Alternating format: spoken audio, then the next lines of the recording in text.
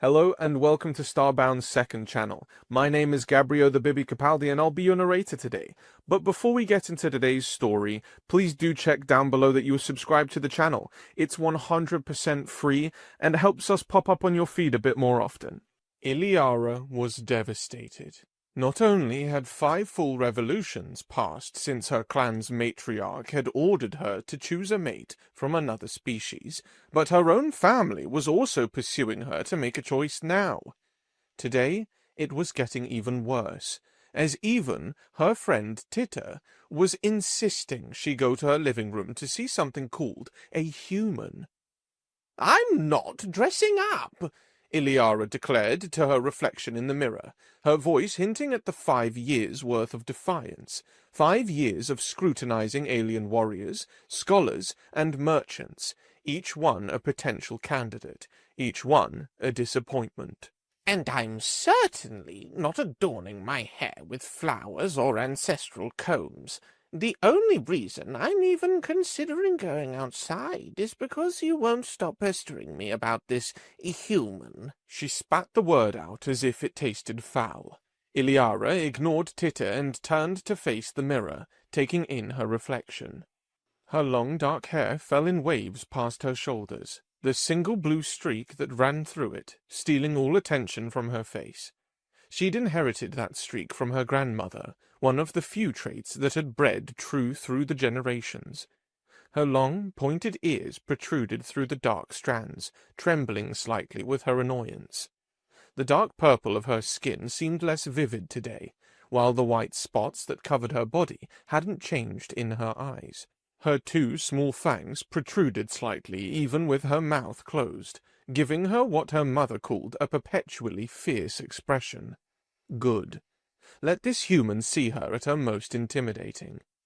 The simple dress she'd chosen hung loosely on her frame, doing nothing to accentuate her figure. Perfect. She had no intention whatsoever of appealing to this creature. Iliara turned around to face Titter, their yellow eyes meeting across the elegant but somewhat cluttered room. Titter's face immediately lit up with a smile, but it was a smile that didn't quite reach her bright, intelligent eyes, a smile Iliara had learned to dissect as the telltale sign of an imminent argument. "If you don't dress up properly, present yourself as the high-ranking Visarian you are, you'll regret it later," Titter said as her smile changed. "First impressions matter if you want to get the human in your bed, Iliara." Iliara recognized that particular facial configuration. It was an expression Titter had perfected over the years. It projected an "I am your friend, but you are acting like a child" vibe that Titter managed so effortlessly. Her low stature, barely reaching Iliara's shoulder, and her surprisingly high-pitched voice only added to the unsettling effect, making her seem both deceptively harmless and unexpectedly dangerous all at once. "Get him in my bed? I thought you were on my side," Iliara said, the hurt in her voice raw and undeniable. "I thought you, of all people, would help me avoid having to choose an alien mate at all costs. We were supposed to find another way, to prove to the clan council that this whole desperate idea of improving our immune system by mixing our genes with some Deathworlder alien species is absurd and unfair." Titter's smile didn't waver, but something in her eyes softened. "I did agree with you about this, Iliara. For years I agreed. But as I've grown older during these last 5 revolutions," she paused, choosing her words carefully, "I've come to understand the Council's vision. Mixing with sapient aliens is much preferable to going fully artificial as the southern clans are trying to do. And it's certainly better than what the northern clans have already successfully done, mixing themselves with animals." Iliara's mind recoiled at both ideas. The thought of replacing their natural biology with artificial enhancements, becoming more machine than Visarian, filled her with a deep revulsion, but the northern clan's solution was equally repugnant, mixing themselves with non-sapient species to create hybrid offspring that were stronger, faster, more resilient, but at what cost to their Visarian identity? Their very souls? No, neither path was acceptable. "There's a third option," Iliara said, her voice growing stronger with conviction.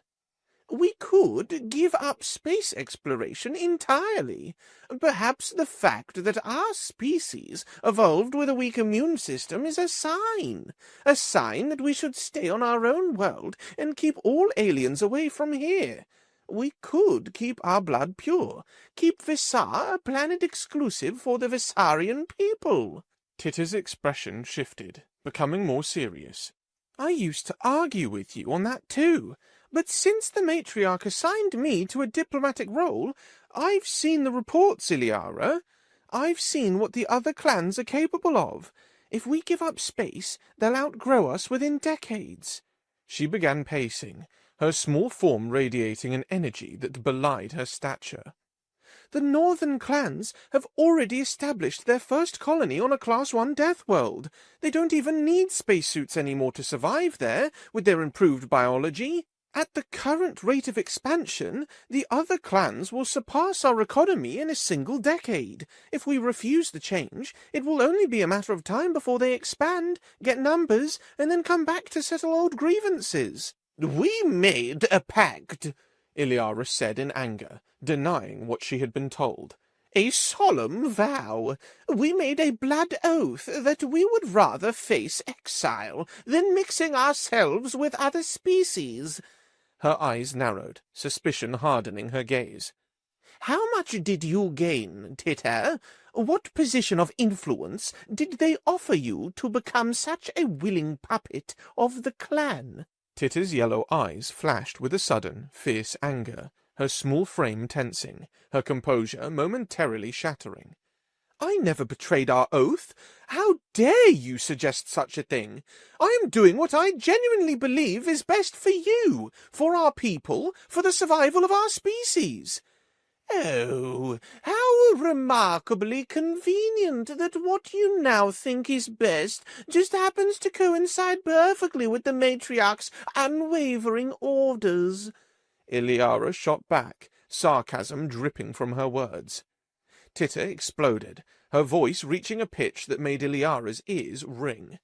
"I would never do that!" She whirled around, facing away from Iliara, her gaze fixed on the paintings that adorned the walls, ancient depictions of Visarian victories, of unity, of strength. When she spoke again, her voice was lower, controlled but still vibrating with emotion. "For your information, this human wasn't chosen by the matriarch. He hasn't been received on our world as an honored guest. He simply had a problem with his ship and landed here for repairs." Tears were now streaming freely down Titter's face by the time she finished, her small shoulders shaking with the force of her confession.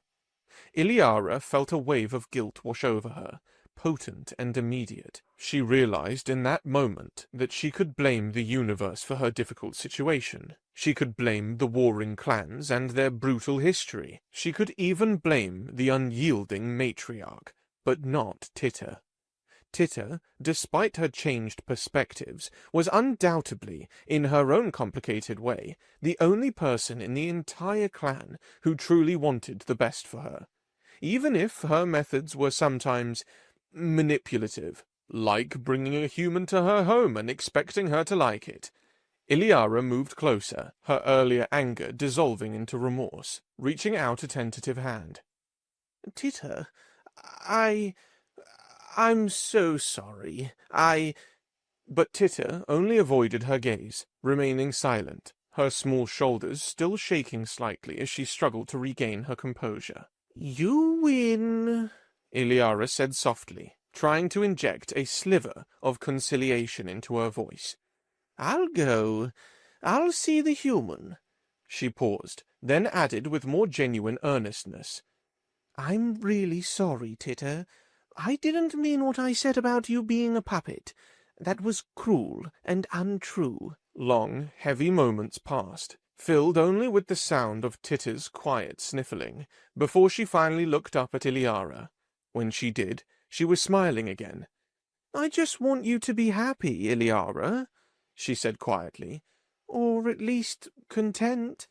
And from what little I've observed of him, this human, he might be the second best thing, considering the matriarch forbade you from dating anyone from our own species." Iliara felt a lump form in her throat at her friend's painfully honest words. She nodded, not trusting herself to speak, lest her own emotions betray her. "Come on, then," Tita said, wiping her tears with the back of her hand. "Let's go, before he starts to get suspicious about where his supposed spaceship engineer has disappeared to for so long." They left Iliara's room together, walking down the long, vaulted corridor that connected the private residential wing to the main entertainment areas of the sprawling ancestral house. "I'm turning around immediately if he has antennae," Iliara said, making a valiant attempt to lighten the mood, to recapture some of their old, easy banter. "Or more than 2 eyes, like those insectoid matches the matriarch arranged for me last season. I still have nightmares about those wiggling things on their heads and their clicking mandibles." Tita actually laughed, a genuine, relieved sound this time, not her diplomatic chuckle. "No antennae, I promise. And definitely only 2 eyes. Standard bipedal configuration, more or less." Their friendlier tone, a fragile truce, continued as they reached the grand staircase that spiraled down to the lower levels. The tension from their earlier argument seemed to dissipate like morning mist. Just before they began to descend, Tita gripped Iliara's arm, her small hand surprisingly strong. "Remember," her voice dropping to a conspiratorial whisper, "I told him I'm an engineer, a good one, specialized in off-world chip systems. We need to keep that story straight, at least for tonight. If he thinks we're just some rich family trying to lure him for procreation, we'll scare him away before you even get a chance to say hello." Iliara nodded, a small, skeptical frown playing on her lips. She wondered what kind of being this human was. The previous species she'd been formally introduced to, often from warrior cultures or rigidly hierarchical societies, had all been transparently eager to form an alliance. They didn't even seem opposed to the prospect of mating with a Viserion of noble blood to produce a new, more resistant hybrid species. The duo descended the wide stone stairs slowly, Iliara's hand trailing along the cool, carved balustrade. As they neared the bottom, she could hear voices coming from the main living room, a deeper, unfamiliar timbre mingling with the lighter tones of one of their household attendants, probably Lyra, who Tita must have left to entertain their guest. Her heart began to beat faster, a nervous rhythm against her ribs, though she told herself it was just residual anxiety about another pointless, uncomfortable, and ultimately doomed meeting, another evening of forced smiles and polite evasions. Then they reached the arched entrance to the living room, and Iliara got her first, unobstructed glimpse of the human. Time seemed to freeze, to stretch and warp like heated glass. It lasted barely 2 seconds, a mere flutter in the grand tapestry of existence, but in that brief, crystalline moment, her entire world, her carefully constructed defenses, her 5 years of resolute defiance, shifted on its axis. Her eyes settled first on his cropped hair, dark brown, almost black, and surprisingly soft, lying close to his scalp. A wave of profound, almost absurd relief flooded through her when she saw, with absolute certainty, that there were no horns, no crests, no strange plates, and, most importantly, no antennae protruding from his head. Her gaze moved swiftly to his face, finding features that were not entirely alien, not disturbingly asymmetrical or unsettlingly predatory. 2 eyes, a nose, a mouth, all arranged in a configuration that was almost quantitatively pleasant, harmonious, even. But it was when her critical, appraising eyes fell on his broad chest, the width of his shoulders, that her reaction became undeniably visceral, bypassing her intellect entirely.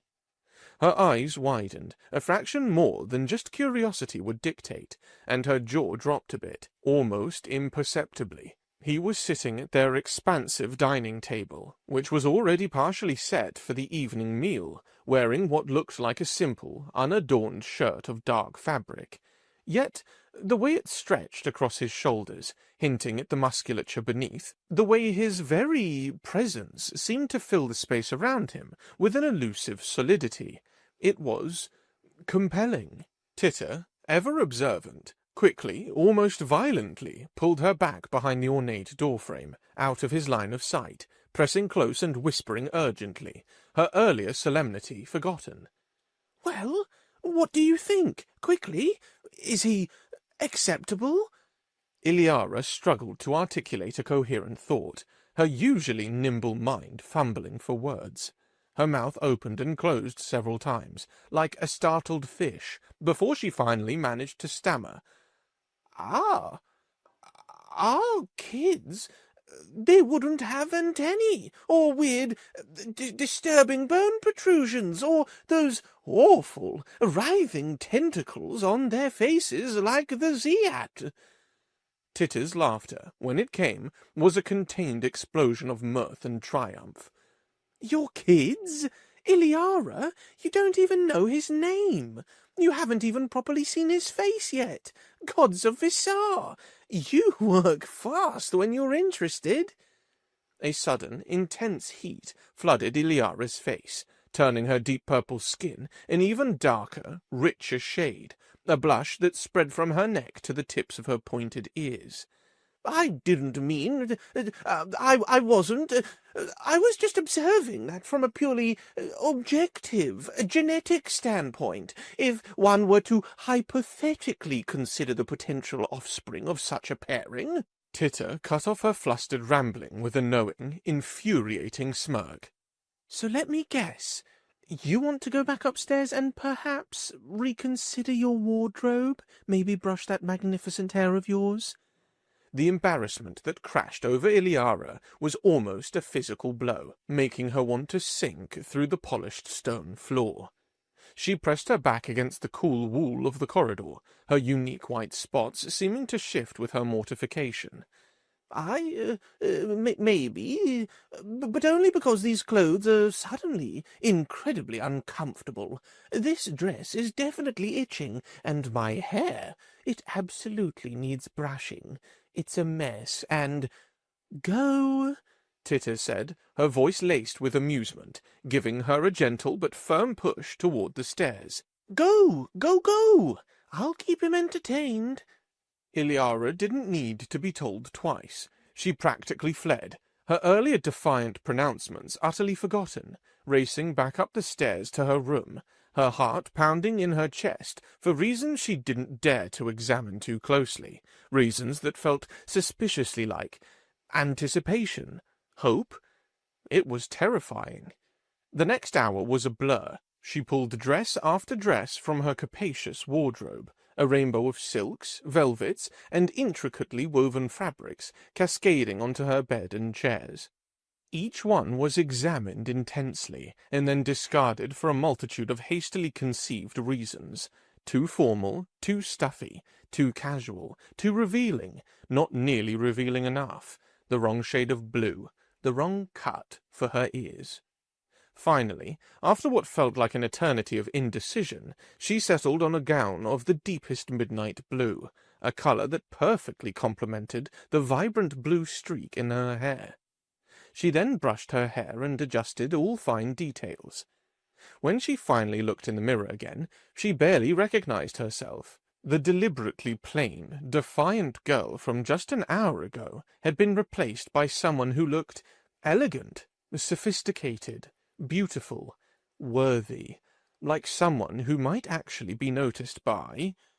The thought struck her, interrupting her self-admiration. When had she started caring about being noticed? When had the opinion of some random, unknown alien male begun to matter?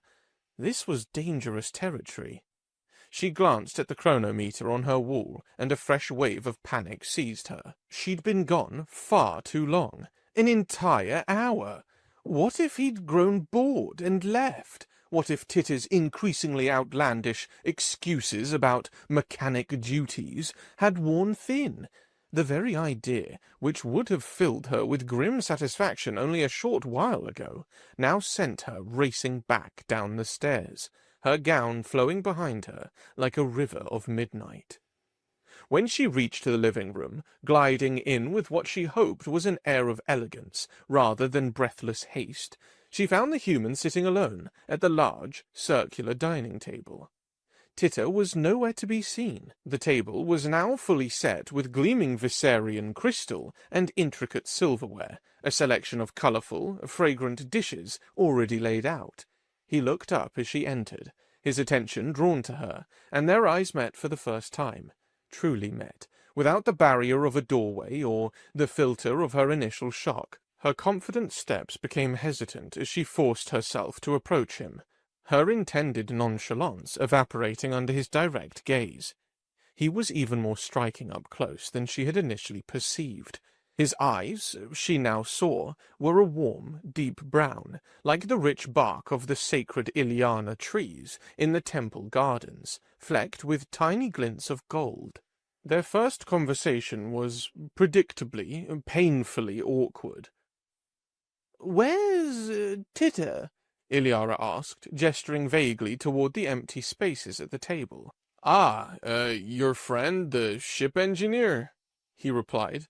"She excused herself to go to the restroom, I believe you call it, just a moment ago. Said something about needing to wash grease off her hands, but she's talked about you nonstop for the past hour, about how beautiful and accomplished you are within your clan. A scholar and an artist, I believe she mentioned." He paused, studying her face with an open, unreadable expression.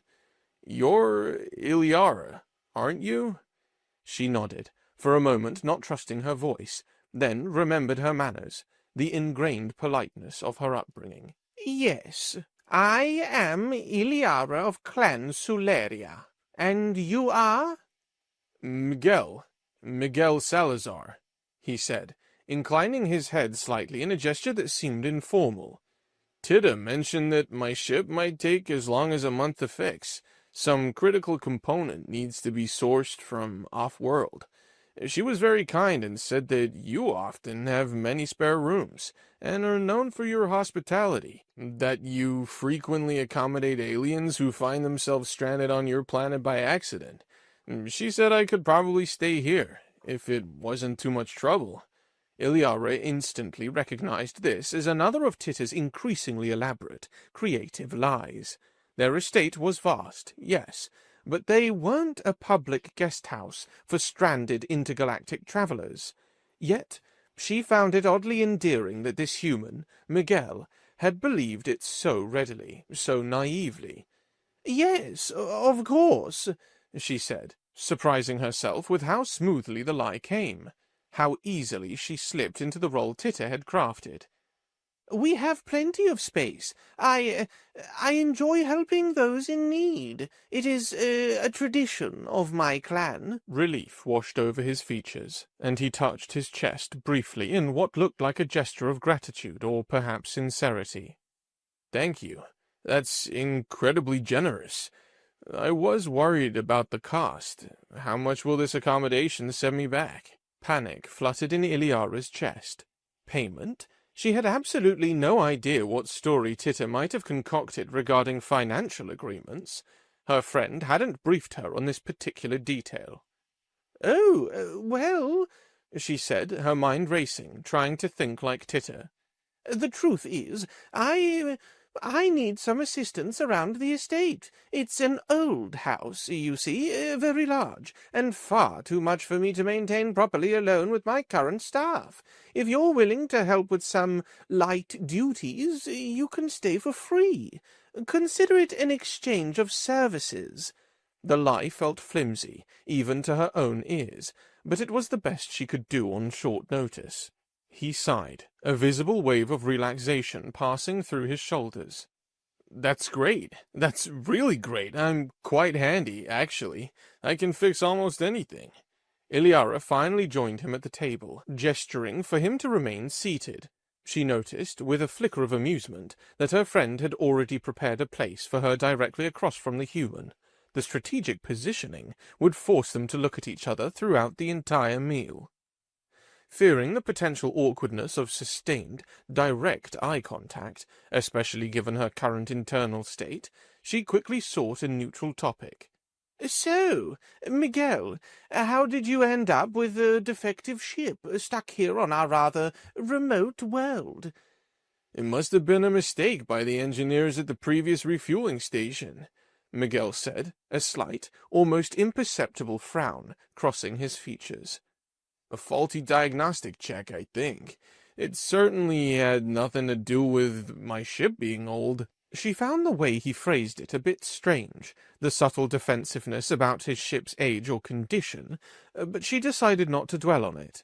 Instead, she guided the conversation towards safer, more general topics. "What is it that you do for a living, Miguel? What kind of business brings you to this relatively untraveled part of the galaxy?"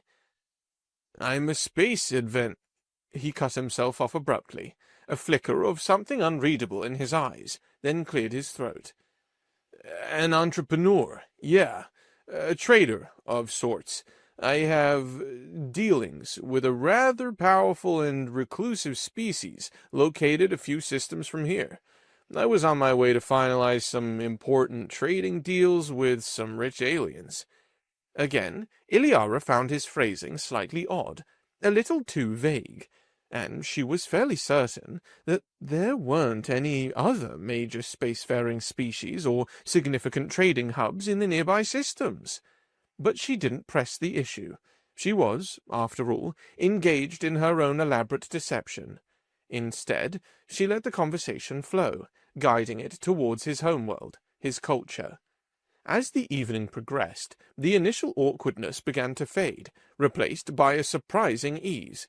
Iliara found herself genuinely fascinated by his stories of Earth and humanity. He spoke of vast oceans that covered most of his planet, of sprawling, glittering cities that reached toward the sky like grasping fingers, of billions of humans living together in a state of what he termed relative harmony.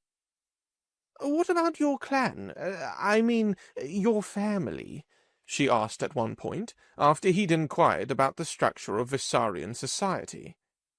"Won't they worry about you being gone for so long? Potentially a month or more?" A shadow, fleeting but definite, crossed his face, and the light in his warm brown eyes seemed to dim for a moment. I don't have much family left, he said quietly, his gaze dropping to the half-eaten plate before him.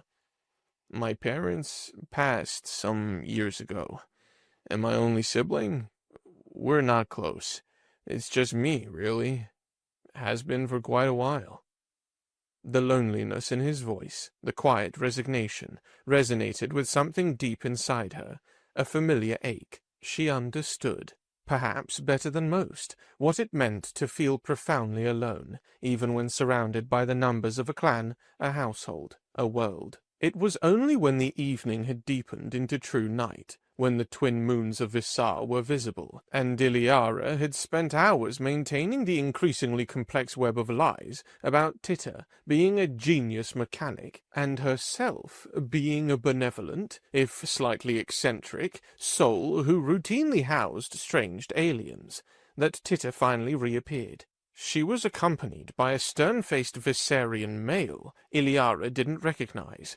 Apparently, according to Titta's breezy explanation, a local transport specialist, who would guide Miguel back to his landed ship so he could retrieve his personal belongings and any essential equipment for Titta to examine the full extent of the damage properly in her workshop tomorrow. After Miguel had departed with his silent guide, expressing his heartfelt gratitude to Iliara once more for her hospitality, Titta didn't even ask how the dinner had gone, didn't pry for details or reactions. Instead, she simply, almost clinically, placed a small, unassuming vial in Iliara's hand. The container was no bigger than her thumb, crafted from a dark, non-reflective material, and filled with a silvery, viscous liquid that seemed to move with a life of its own. "This is the nanotech our clan developed," Titta said matter-of-factly, her voice devoid of its earlier emotion, all business now. "Custom formulated based on the genetic material I collected from a sample of his hair. It will rearrange your genetics at a fundamental level, identify and bridge any biological gaps.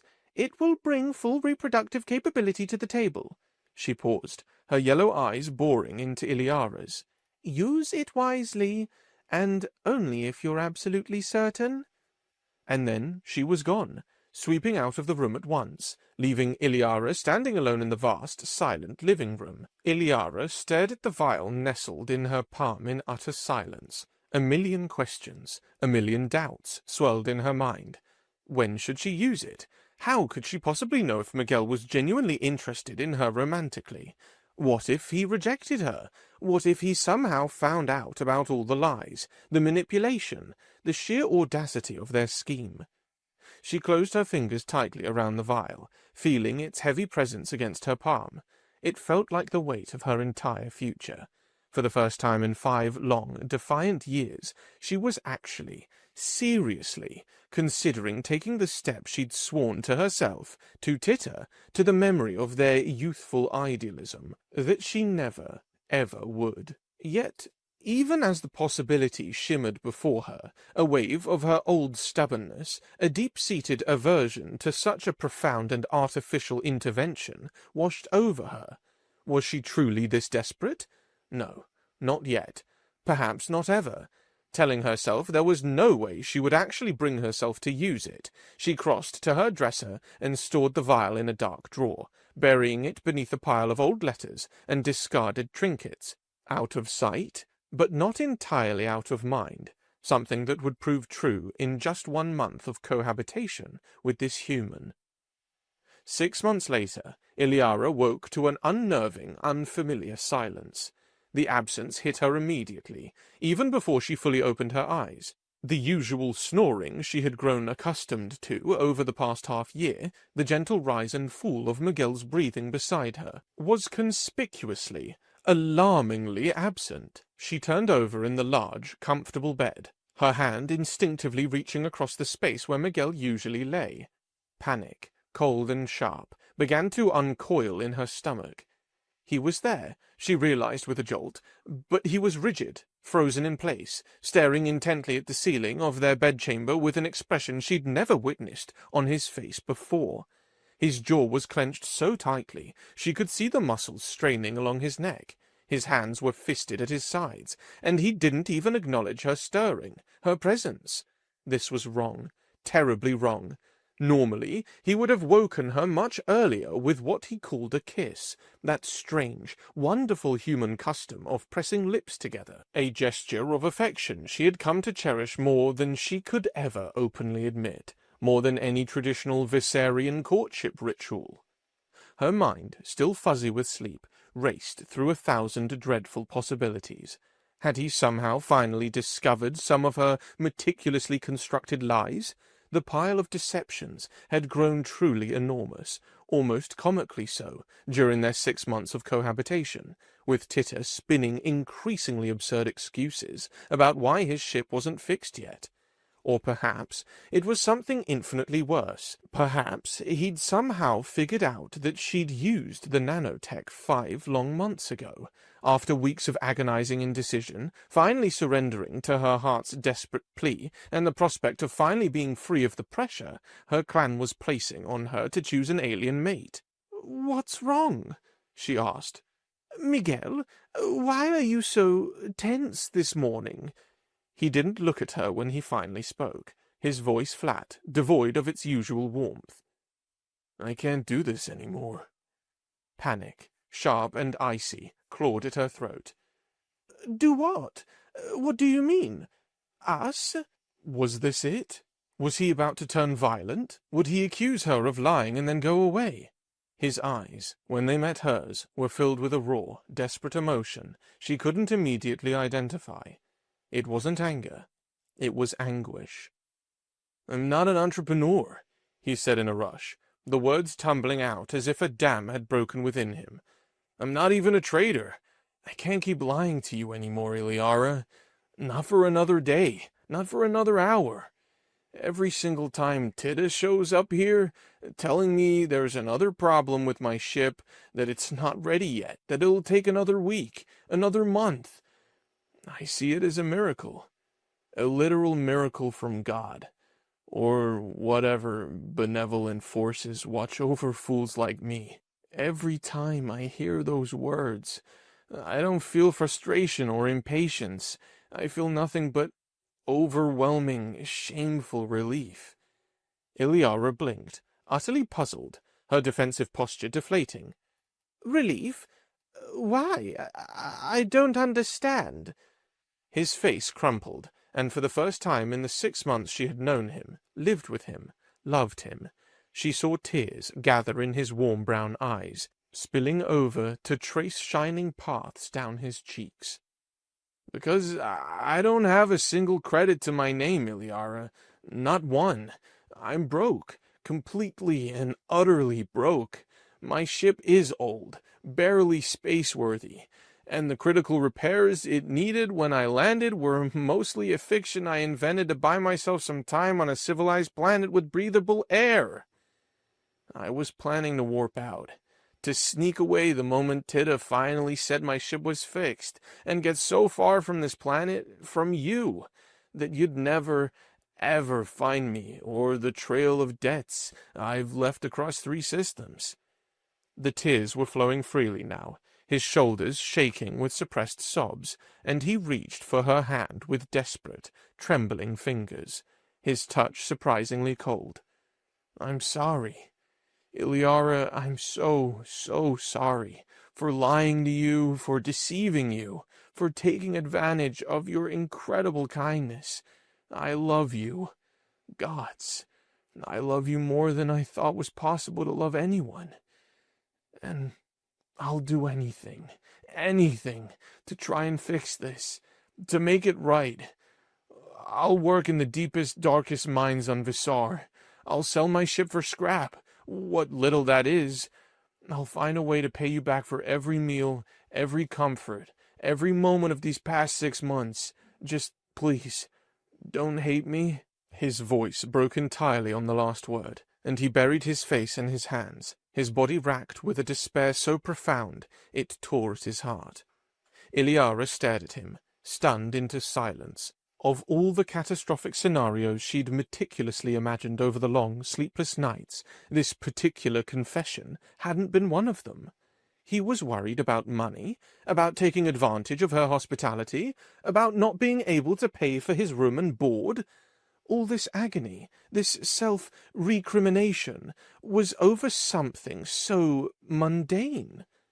The relief that flooded through her was so intense, so overwhelmingly potent, she almost laughed out loud, a hysterical giggle bubbling up in her throat.